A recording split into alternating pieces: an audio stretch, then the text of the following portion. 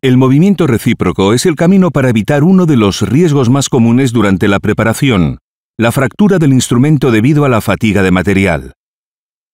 Para hacer entender las ventajas del movimiento recíproco, debemos echar un vistazo a las razones principales que causan la fractura de los instrumentos en la preparación rotatoria convencional. Fatiga clínica. Fatiga torsional. Y trabado del instrumento en el conducto. La fatiga clínica es causada por la tensión y la compresión del instrumento, por ejemplo, en una curvatura del conducto.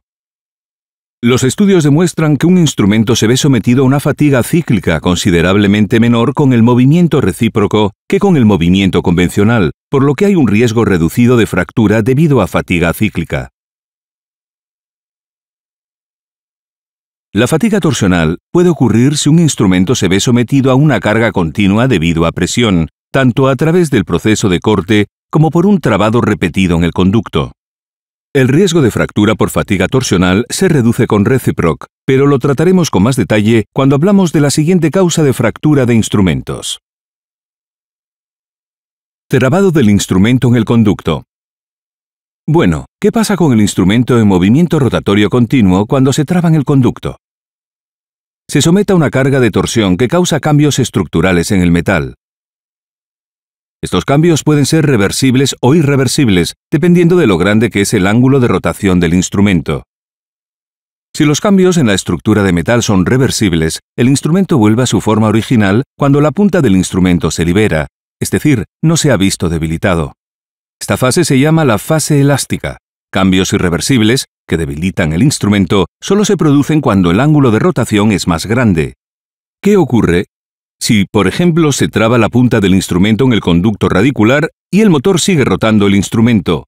El instrumento se ve sometido a una carga tan fuerte que se producen cambios permanentes e irreversibles en la estructura metálica que debilitan el instrumento. Esta fase se denomina la fase plástica. El punto de transición de la fase elástica a la fase plástica se llama límite de elasticidad. Si un instrumento rotatorio se lleva constantemente más allá de su límite elástico, por ejemplo mediante presión, con el proceso de corte o por un trabado repetitivo en el conducto, la estructura del material tendrá cambios, el instrumento se deformará hasta que finalmente se fracture debido a una carga torsional continua.